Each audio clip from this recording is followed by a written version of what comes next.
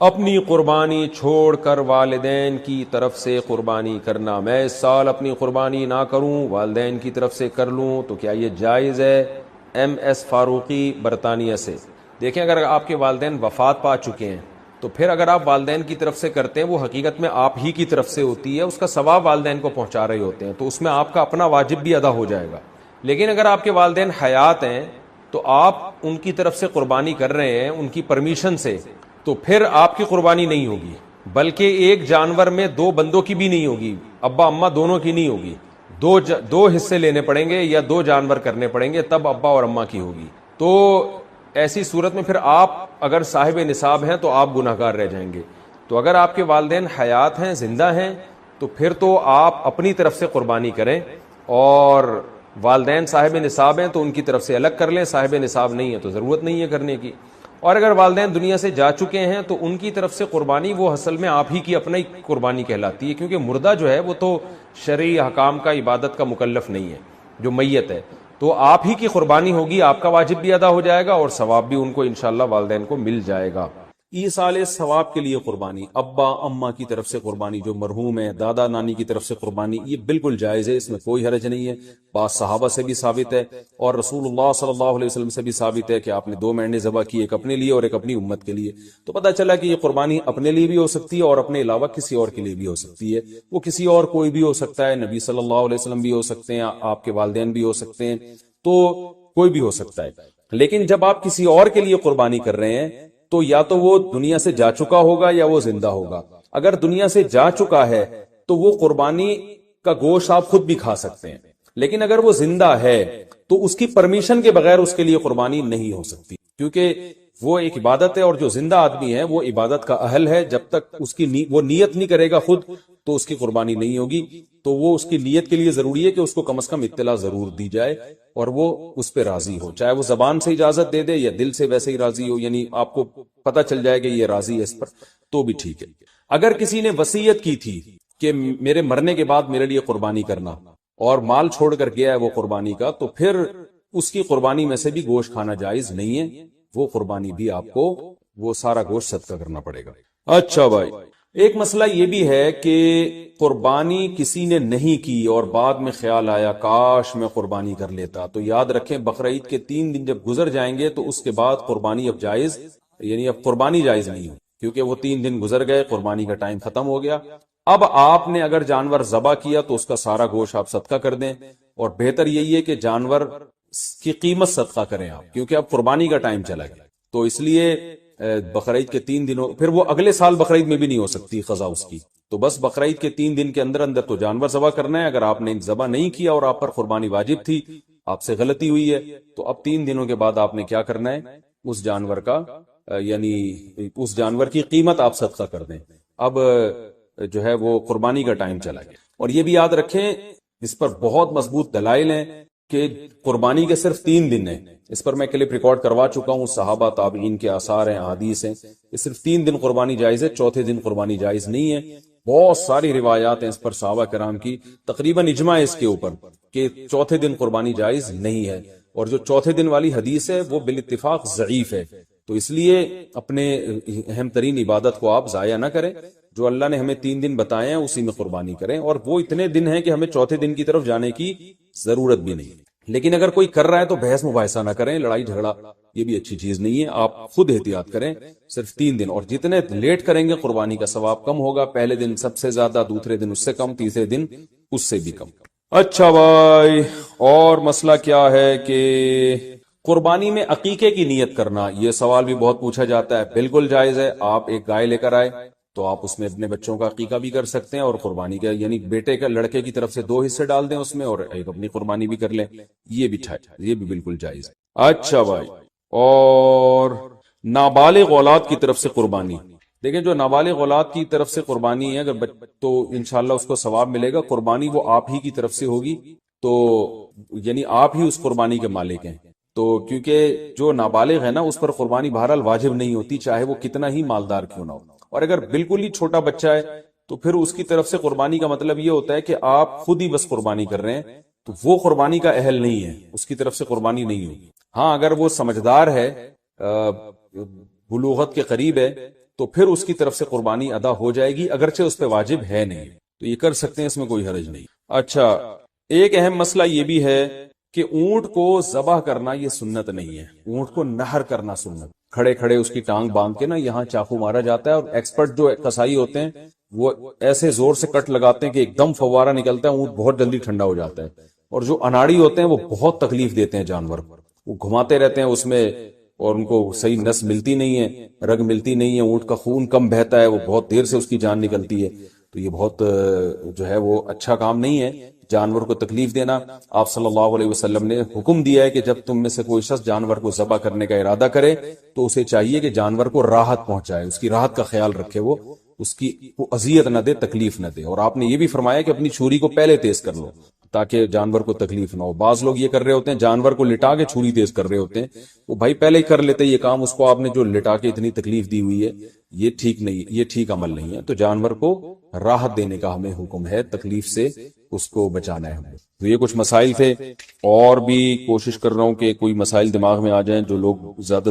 ایک اور مسئلہ رہ گیا کہ قصائی کو گوشت کی اجرت کے طور پہ دینا جائز نہیں ہے، قصائی کو الگ سے اجرت دیں، گوشت ویسے جب بیٹھا ہو تو کھانا وانا گوشت پکا کے کھلا سکتے ہیں، سب کھا رہے ہوتے ہیں تو وہ بھی کھا سکتا ہے، لیکن گوشت جو الگ سے قصائی لوگ سائیڈوں پہ نکال لیتے ہیں، پٹ کا گوشت الگ کر دیا، چانپیں ادھر کر دی، بہت ہاتھ گھوم رہے ہوتے ہیں بعض قصائیوں کے، تو ان کو منع کریں اس عمل سے، اور خاص طور پہ جو مشترک جانور ہے حصوں والا، اس میں تو یہ عمل اور بھی برا ہے۔ تو پہلا سب سے بڑا مسئلہ یہ ہے کہ قربانی واجب کس پر ہے، قربانی واجب کس پر ہے۔ لمسم عوام کی سہولت کے لیے ایک نصاب بیان کرتا ہوں جو علماء بتاتے ہیں، 52.5 تولہ چاندی تقریباً 45 سے 50 ہزار یا 55 ہزار، یہ آج کل ریٹ چل رہے ہیں، آپ دیکھ لیے گا نیٹ پر۔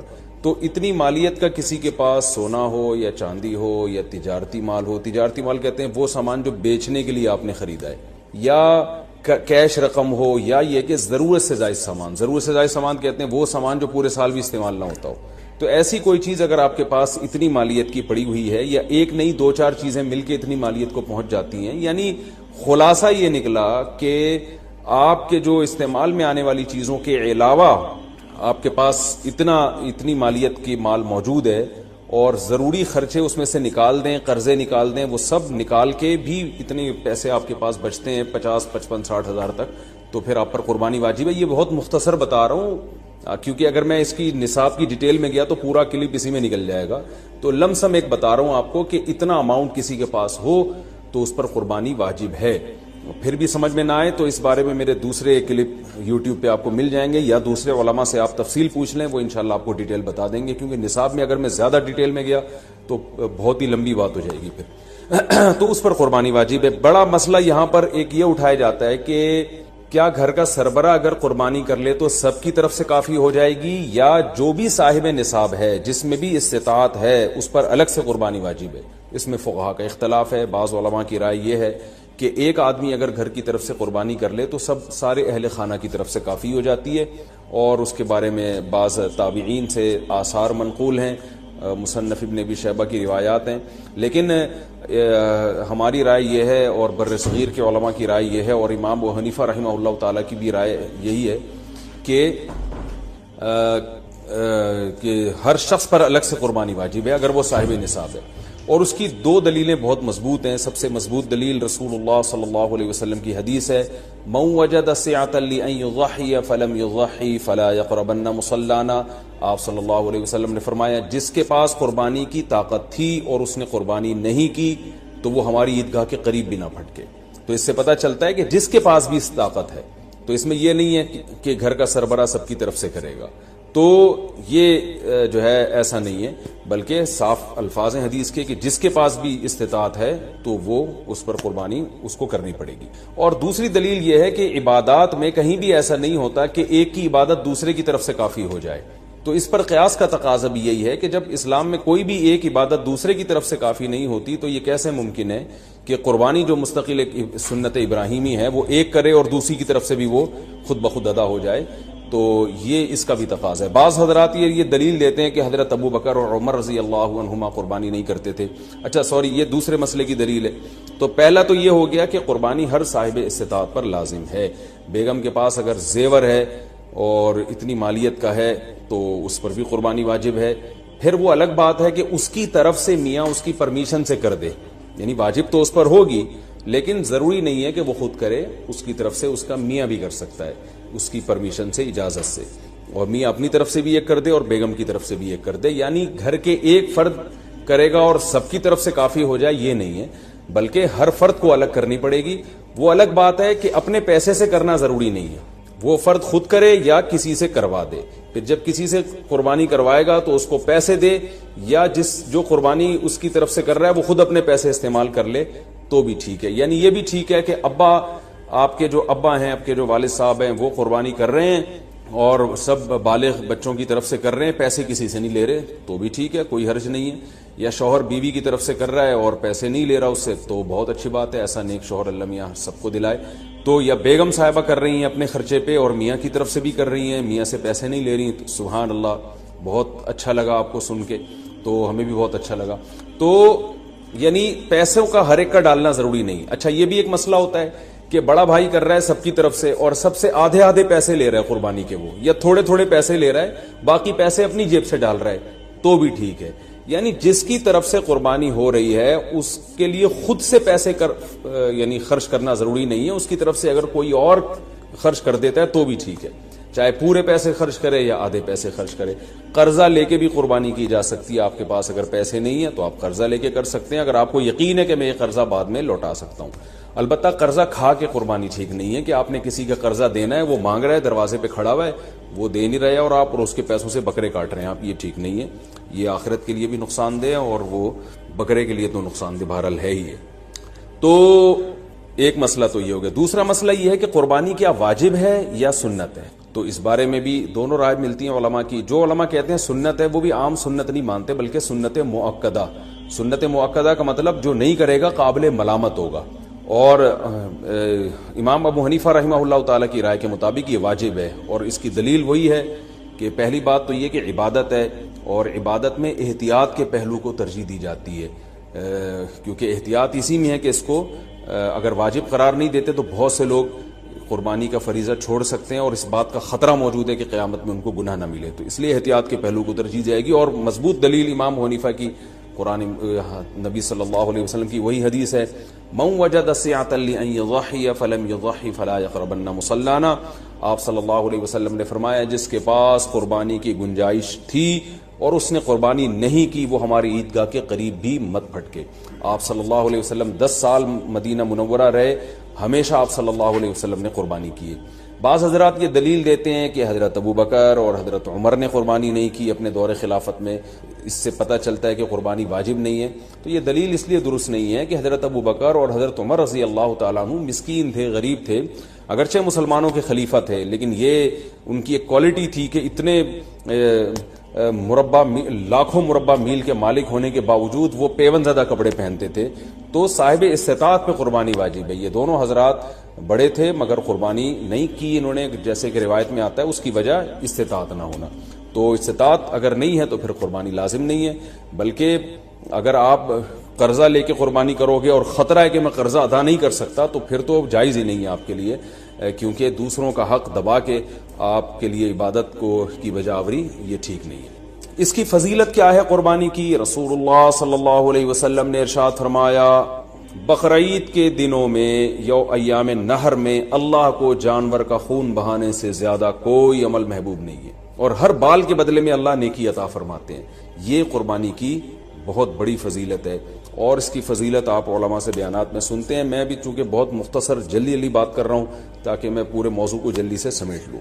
اب مسئلہ یہ آئے گا کہ جی قربانی، ایک بڑا اہم مسئلہ آج کل یہ چل رہا ہے، نبی صلی اللہ علیہ وسلم نے فرمایا کہ عید کی نماز کے بعد جس نے قربانی کی تو قربانی ہوگی، نماز سے پہلے کر لی تو آپ نے اس قربانی کو قبول نہیں کیا۔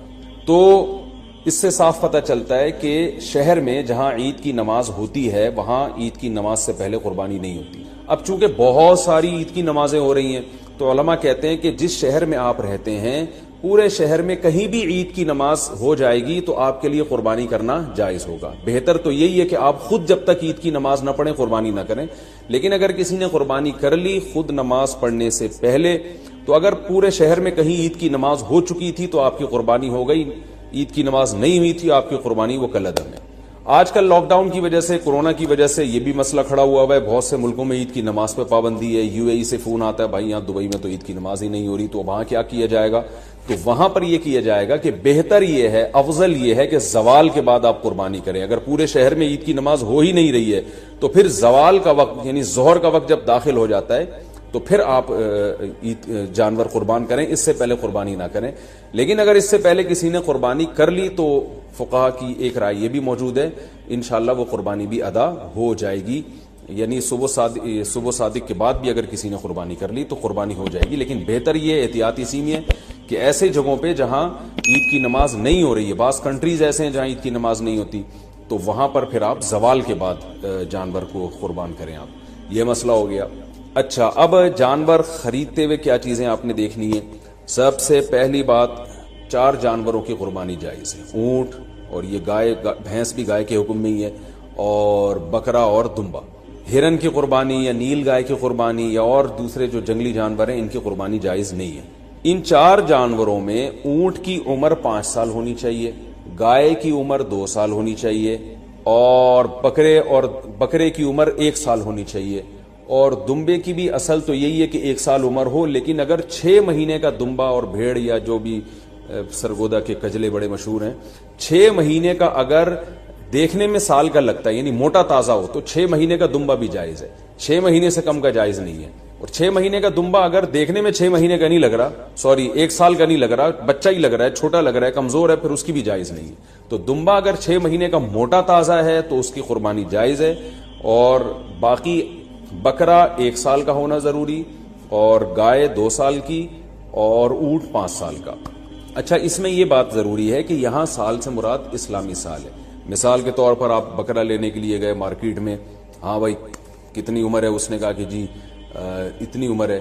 تو آپ اس سے سیدھا سیدھا یہ پوچھیں کہ بھائی پچھلے سال بقرعید سے پہلے یہ پیدا ہو چکا تھا کہ نہیں ہوا تھا؟ اگر پچھلے سال بقرعید سے پہلے پیدا ہو چکا تھا تو اس سال بقرعید میں اس کی قربانی جائز ہے. بلکہ پچھلے سال اگر بقرعید والے دن پیدا ہوا تھا تو اس سال بقرعید والے دن جب وہ ٹائم گزرے گا تو اس ٹائم میں بھی اس کی قربانی جائز ہو جائے گی، کیونکہ پورا سال اسلامی سال گزر چکا ہے. دانتوں کا اعتبار نہیں ہے، یاد رکھیں. لوگ دانت کو زیادہ فوکس کر رہے تھے، 2 دانت ہے کہ 4 دانت ہے کہ کھیرا ہے، تو دانت کا اعتبار نہیں ہے.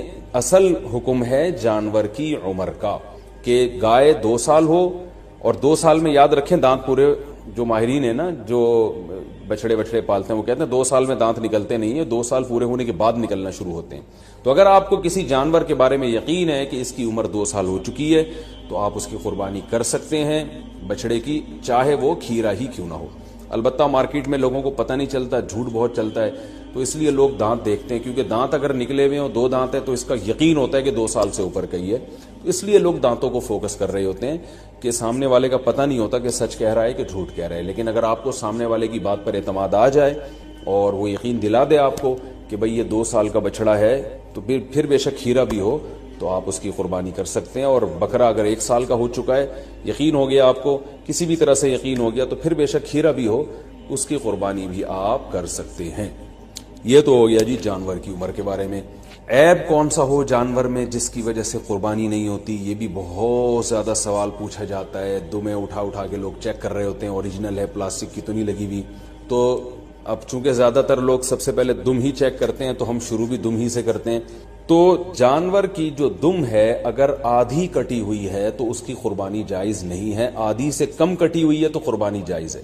تو اس سے پتہ چلتا ہے کہ پوری دم ہی اگر چپکائی ہوئی ہے یا سی ہوئی ہے تو بھی قربانی جائز نہیں ہے. تو کم سے کم آدھی دم، آدھی سے زیادہ دم اس کی سلامت ہونی چاہیے. اس سے تھوڑی بہت کٹی ہوئی ہے تو اس سے کوئی فرق نہیں پڑتا. کان کا بھی یہی حکم ہے، کان اگر آدھا کٹا ہوا ہے تو قربانی جائز نہیں ہے، آدھے سے کم کٹا ہوا ہے تو قربانی جائز ہے. بعض دفعہ ایسے کان نہ چرے ہوئے ہوتے ہیں تو اس سے کوئی فرق نہیں پڑتا، قربانی اس کی بھی جائز ہے.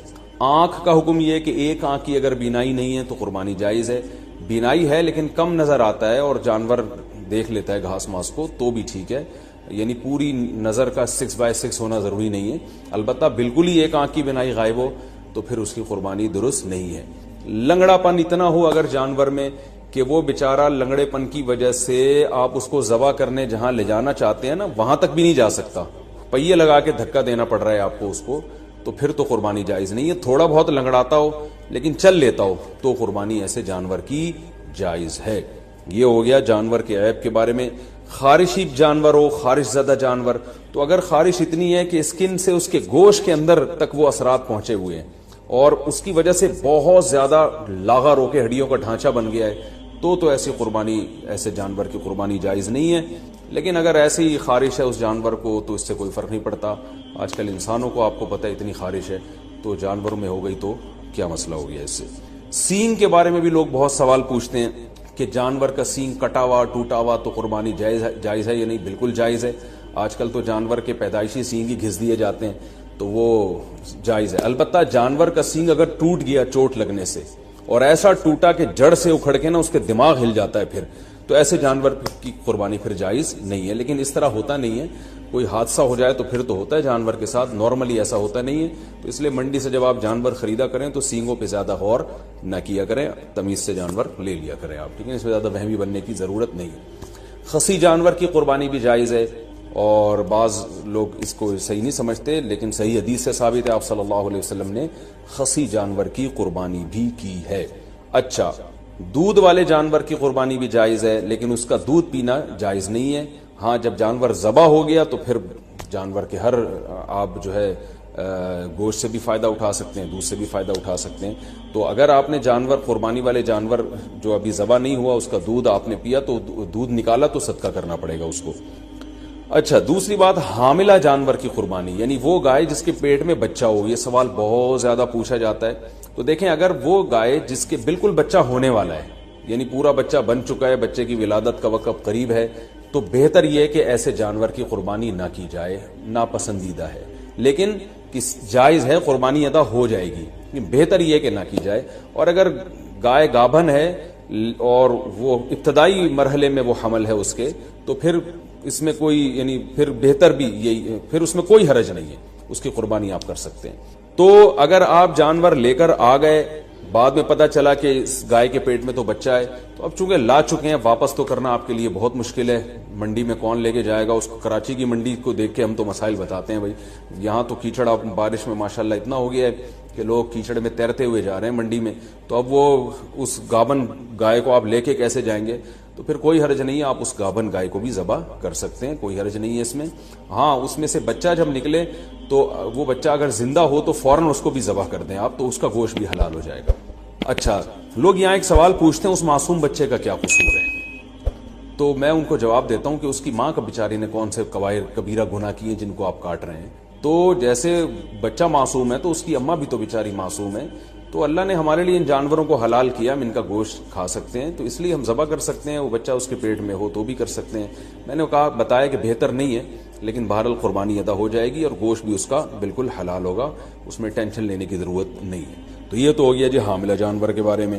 اچھا, جانور آپ منڈی سے لے کے آپ نے خریدا, بالکل سب سیٹ ماشاءاللہ فٹ فاٹ جانور تھا, آپ نے اس کو گاڑی میں چڑھایا, چڑھانے کے دوران اس کی ٹانگ وانگ ٹوٹ گئی اور وہ بیچارہ لنگڑا لولا ہو گیا, تو اس کو ذبح کر کے کھا لیں, وہ قربانی کے لائق اب نہیں رہا ہے, اس کی قربانی جائز نہیں ہوگی. یا اسی طرح گاڑی سے اتارتے ہوئے یا گھر میں جو ہے نا کھمبے سے باندھا آپ نے اور جانور نے کوئی شرارت کی یا کچھ مسئلہ ہو گیا جس کی وجہ سے آنکھ چلی گئی اس کی, یا کوئی ایسا عیب پیدا ہو گیا جس کی وجہ سے قربانی جائز نہیں ہوتی, تو اب اس کی قربانی ہو نہیں سکتی. وہ آپ پھر قصائی کو بھی بیچ سکتے ہیں اور خود بھی گوشت کھا سکتے ہیں. البتہ جانور کو جب ذبح کرنے کے لیے گرایا جاتا ہے, اس دوران اگر جانور کے کوئی ہاتھ پاؤں ٹوٹ گئے یا کوئی اندھا ہو گیا بیچارہ یا کچھ مسئلہ ہو گیا, تو بے فکر رہیں, پھر کوئی حرج نہیں ہے. کیونکہ گراتے, یہ تو اللہ کا حکم ہے جانور کو گرا کے ذبح کرو, تو گرانے میں بعض دفعہ ایسا مسئلہ ہو جاتا ہے جس کی وجہ سے جانور میں کوئی عیب پیدا ہو جاتا ہے. تو ذبح کے دوران اگر کوئی عیب پیدا ہو گیا ہے تو بے فکر رہیں, اس سے کوئی فرق نہیں پڑتا, قربانی اس جانور کی حلال ہوگی. یہ تھا جانور کو گاڑی میں چڑھانا اور اتارنے سے متعلق. اچھا, ایک اہم مسئلہ یہ ہے, اب ہم آتے ہیں, میرا خیال ہے عیب والے مسائل تو کافی حد تک حل ہو چکے ہیں. اب ہم آتے ہیں جانور کو لٹانے, بلکہ اس سے پہلے کہ آپ جب جانور لے کر آئے تو بہت سے لوگوں کی نیت بدل جاتی ہے. آپ جانور لے کر آئے, بچڑا, جب محلے والوں نے آ کے دیکھا تو کسی نے کوئی تعریف کرتا ہے, کوئی کہتا ہے یار یہ کیا اٹھا کے لے آئے آپ, ٹھیک ہے نا, تو اب آپ کا دل بدل گیا کہ یار پڑوسیوں کے یہاں تو بچڑا ہو رہے ہیں, اسپیڈ کے ساتھ ہو رہے ہیں, ان کے ہاں اس قسم کے مفکرین پہلے پیدا ہو چکے، تو وہ دین اور مذہب کا کر دیا انہوں نے بیڑا غرق۔ ان کے علماء بھی اسی رو میں بہہ گئے، عوام کو خوش کرنا۔ عالم کی یہ کوشش نہیں ہونی چاہیے کہ پبلک کس طرف جا رہی ہے، بلکہ اس کو یہ کرنا چاہیے کہ پبلک کو اپنی طرف لے کر جائے جس چیز کو وہ برحق سمجھتا ہے۔ عوام کی خوشی کا اعتبار اہل حق علماء نہیں کرتے۔ ہاں بعض دفعہ یہ ہوتا ہے کہ عوام کی مینٹل اپروچ سے ایک چیز اوپر کی ہوتی ہے تو اس کو بیان کرنے میں خطرہ ہوتا ہے کہ یہ غلط استعمال نہ کر لیں اس کا، وہ ایک الگ ٹاپک ہے۔ تو قربانی کا جو حکم ہے یہ تمام مذاہب میں، آج تورات پڑھیں آپ، بائبل پڑھیں، اس میں بھی جانور ذبح کرنے کا حکم ملتا ہے۔ تو اس میں دو انتہائیں پیدا ہوئی ہیں، غلو، تحریفیں ہوتی ہیں نا دین میں، تو علماء کا کام کیا ہوتا ہے کہ جہاں لوگ ایک طرف غلو کا شکار ہیں، حد سے تجاوز کر رہے ہیں، علماء وہیں پہ انہیں روک دیتے ہیں۔ حضرت مفتی محمد شفیع صاحب رحمہ اللہ سے کسی نے کہا نا کہ یہ مولوی اپنے آپ کو دین کا ٹھیکیدار سمجھتے ہیں، یہ بتاتے ہیں کہ یہ ہمیں بتائیں گے کہ قرآن و حدیث کا مطلب کیا ہے، تو یہ ٹھیکیدار کب سے بنے ہوئے ہیں؟ یہ آج کل علماء کو بہت تانا دیا جاتا ہے کہ ہم ان سے کیوں سیکھیں۔ حضرت مفتی محمد شفیع صاحب جو بہت بڑے عالم تھے، حضرت مفتی تقی عثمانی صاحب کے والد، انہوں نے فرمایا ٹھیکیدار نہ سمجھیں، چوکیدار ہی سمجھ لیں۔ ہم دین کے ٹھیکیدار نہیں لیکن چوکیدار بہرحال ہیں۔ قرآن و سنت کے نام پہ کسی غلط چیز کو اندر آنے نہیں دیں گے، اسلام میں نہیں آنے دیں گے۔ آج صبح ایک فتویٰ پڑا کسی امریکہ میں یا یو کے میں کسی مشہور عالم کا، ان محترم نے یہ فتویٰ دیا کہ لاک ڈاؤن کی وجہ سے بے روزگاری بہت زیادہ بڑھ گئی ہے، خاص طور پر انڈیا میں، اور قربانی میں مشکلات بھی ہیں، تو قربانی کے بجائے آپ کسی غریب کو یا کسی بے روزگار کو اس کے ساتھ تعاون کر لیں۔ اور پھر ایک روایت بھی بھیجی، سعید ابن مسیب رحمہ اللہ تعالی بہت بڑے تابعی ہیں، ان کا ارشاد ہے کہ میں کسی غریب کو 3 درہم دے دوں یہ مجھے قربانی کرنے سے زیادہ محبوب ہے۔ دلائل سب کو سب طرح کے مل جاتے ہیں، جب کوئی بندہ ایک سمت میں چلنا شروع ہوتا ہے نا تو اس کو اپنے مطلب کے دلائل مل جاتے ہیں۔ عوام حوالوں سے متاثر ہوتی ہے، بھائی کتاب کا ریفرنس بھی المحلہ، حدیث کی کتاب، ریفرنس بھی سعید ابن مسیب، بہت بڑے تابعی، ان کا ریفرنس بھی، تو کمنٹس میں لوگوں نے بڑا اپریشیٹ کیا ان کو، ماشاءاللہ زندہ باد۔ تو مجھے وہ امریکہ سے کسی نے بھیجا کہ بھائی یہ کیا ہے، تو میں نے کہا اللہ کے بندو پہلے انہی سعید ابن مسیب کا دوسرا قول بھی دیکھ لو، مصنف عبد الرزاق میں، اس میں وہ فرماتے ہیں لَأَنْ أُضَحِّيَ بِشَاةٍ أَحَبُّ إِلَيَّ مِنْ أَنْ أَتَصَدَّقَ بِمِئَةِ دِرْهَمٍ، میں ایک بکری ذبح کر دوں بقرعید والے دن، یہ مجھے زیادہ محبوب ہے کہ میں 100 درہم صدقہ کروں۔ ایک حدیث میں 3 درہم کا مقابلہ ہو رہا ہے ایک بکری سے، اور اس میں 3 درہم کو وہ کہہ رہے ہیں زیادہ بہتر ہے، دوسری حدیث میں 100 درہم کو بھی کہہ رہے ہیں کہ یہ قربانی سے بہتر نہیں، تو یہ والی ہے تو وہ والی بھی تو ہے۔ دوسری بات یہ کہ آپ کیا حضرت سعید ابن مسیب کے مقلد ہیں کہ ان کا ایک رائے سامنے آ گئی، آپ نے فوراً قربانی کا فلسفہ ہی سارا چینج کر دیا۔ سب سے پہلے رسول اللہ صلی اللہ علیہ وسلم کا عمل، 10 سال آپ صلی اللہ علیہ وسلم نے قربانی کی ہے، حالانکہ اس وقت غربت جس انتہا کو پہنچی ہوئی تھی، آج ہم لاک ڈاؤن کے باوجود اس کا تصور نہیں کر سکتے۔ خود نبی کے گھر میں 40 دن چولہا نہیں جل رہا ہوتا تھا، آج ہم اس کا تصور نہیں کر سکتے۔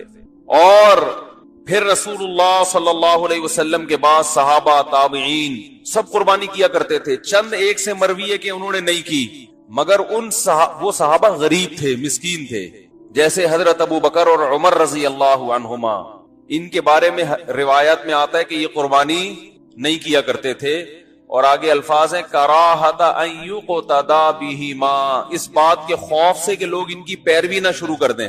تو بعض حضرات نے اس بات کو دلیل کے طور پہ پیش کیا ہے کہ قربانی کرنا واجب نہیں ہے، کیونکہ ابو بکر و عمر نے باقاعدہ جان کر نہیں کی، اور وجہ یہ بیان کی جا رہی ہے کہ لوگ ان کی پیروی شروع نہ کر دیں، کہ اگر وہ قربانی کرتے تو لوگ ان کی پیروی کرتے نا۔ حدیث کا یہ مطلب نہیں ہے جو آپ سمجھ رہے ہیں۔ حضرت ابو بکر اور عمر انتہائی مسکینی کی حالت میں دنیا سے گئے ہیں، آپ ان کے خلیفہ ہونے کو نہ دیکھیں، آپ ان کی غربت کو دیکھیں۔ جس خلیفہ کے 10 15 پیون کپڑوں میں لگے ہوتے ہوں، ان کے پاس قربانی کے پیسے ہوں گے؟ بولو بھائی. حضرت ابو بکر رضی اللہ تعالیٰ عنہ کے گھر میں ایک دن کچھ اچھا کھانا پکا کے دیا، حلوہ، کوئی میٹھا. انہوں نے فرمایا یہ کہاں سے آیا؟ کہا کہ آپ کے جو وظیفہ ہے نا بیت المال کا، اس سے بچا بچا کے میں نے یہ حلوہ بنایا ہے. انہوں نے فرمایا اس کا مطلب وہ جو اتنے پیسے میری تنخواہ سے زائد ہیں، اس کی مجھے ضرورت، جو میں بیت المال سے، حکومتی خزانے سے تنخواہ لے رہا ہوں، وظیفہ لے رہا ہوں، اس کا مطلب یہ جو بچا کے آپ نے یہ ڈش بنا لی ہے تو یہ اضافی ہے، اس کا مطلب اس کے سے کم میں بھی میرا گزارا. بولتے کیوں نہیں بھائی؟ ہو سکتا ہے. تو وہ اپنا وظیفہ کم کرا دیا انہوں نے. یہ تو غربت کا عالم تھا.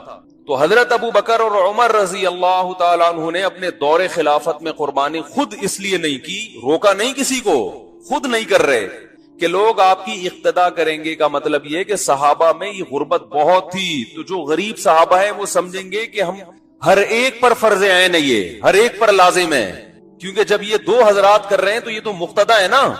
تو جن کے گھر میں کھانے کو روٹی نہیں ہے، جو